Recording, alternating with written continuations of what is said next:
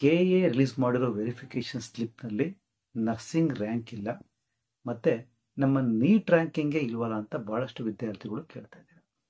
NTA ನಡೆಸಿದ NEET ಎಕ್ಸಾಮ್ಸ್ನಲ್ಲಿ ಕರ್ನಾಟಕ ಸ್ಟೇಟಿಂದ ನಿಯರ್ಲಿ 81,000 ಸ್ಟೂಡೆಂಟ್ಸು ಕ್ವಾಲಿಫೈ ಆಗಿದ್ದಾರೆ. ಆ ಎಲ್ಲ ವಿದ್ಯಾರ್ಥಿಗಳಿಗೂ ಕೆಎ ಕರ್ನಾಟಕದಲ್ಲಿ ಸಪರೇಟ್ ರ್ಯಾಂಕಿಂಗ್ನ ಕೊಟ್ಟು ಕೌನ್ಸಿಲಿಂಗ್ ಮಾಡೋಲ್ಲ. ಆಲ್ ಇಂಡಿಯಾ ರ್ಯಾಂಕನ್ನೇ ಕನ್ಸಿಡರ್ ಮಾಡಿ ಅದೇ ರ್ಯಾಂಕ್ ಮುಖಾಂತರನೇ ಇಲ್ಲೂ ಸಹ ಕೌನ್ಸಿಲಿಂಗ್ನ ಮಾಡ್ತಾರೆ. ಸೊ ಹಾಗಾಗಿ ನಿಮ್ಮ ರ್ಯಾಂಕಿಂಗ್ ಕರ್ನಾಟಕದಲ್ಲಿ ಯಾವುದೇ ರೀತಿ ಚೇಂಜಸ್ ಆಗಲ್ಲ ಮೆಡಿಕಲ್ ವಿದ್ಯಾರ್ಥಿಗಳಿಗೆ. ನರ್ಸಿಂಗ್ ರ್ಯಾಂಕ್ ಇಲ್ಲ ಅಂದರೆ ಮೇ ಬಿ ಅಪ್ಡೇಟ್ ಆಗಿರೋದಿಲ್ಲ, ಸಾಫ್ಟ್ವೇರ್ ಪ್ರಾಬ್ಲಮ್ ಇರುತ್ತೆ, ಅನೌನ್ಸ್ ಮಾಡ್ತಾರೆ. ವೆರಿಫಿಕೇಷನ್ ಸ್ಲಿಪ್ನ ನೀವು ಮತ್ತೆ ಸಾಫ್ಟ್ವೇರ್ ಡೆವಲಪ್ ಆಗ್ತಾ ಅದು ಸರಿಯಾಗುತ್ತೆ. ಈಗ ಕೆಎ ರಿಲೀಸ್ ಮಾಡಿರೋದು UGCET 2025 verification slip. CET verification ಸ್ಲಿಪ್ನಲ್ಲಿ ವೆರಿಫಿಕೇಷನ್ ಸ್ಲಿಪ್ ಬರುತ್ತೆ.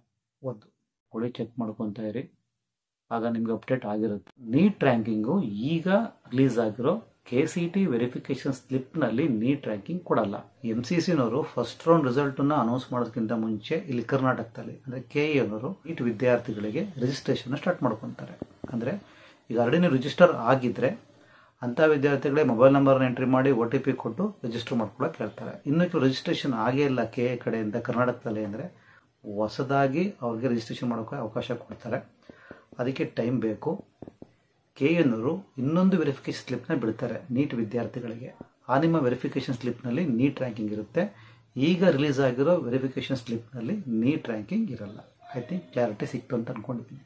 ವೆರಿಫಿಕೇಷನ್ ಸ್ಲಿಪ್ ಬಗ್ಗೆ ಏನಾದರೂ ಮಾಹಿತಿ ಬೇಕು ಅಂದರೆ ಕಾಮೆಂಟ್ ಸೆಕ್ಷನಲ್ಲಿ ಕಾಮೆಂಟ್ಸ್ ಹಾಕಿ, ಅದಕ್ಕೆ ರಿಪ್ಲೈ ಕೊಡೋ ಪ್ರಯತ್ನ ಪಡ್ತೀವಿ. ನೀಟ್ ಹಾಗೆ KCET ಅಡ್ಮಿಷನ್ಸ್ ಆಗೋವರೆಗೂ ಕಂಪ್ಲೀಟ್ ಇನ್ಫಾರ್ಮೇಷನ್ನ ನಮ್ಮ ಚಾನಲ್ ಕಡೆಯಿಂದ ಕೊಡ್ತೀವಿ.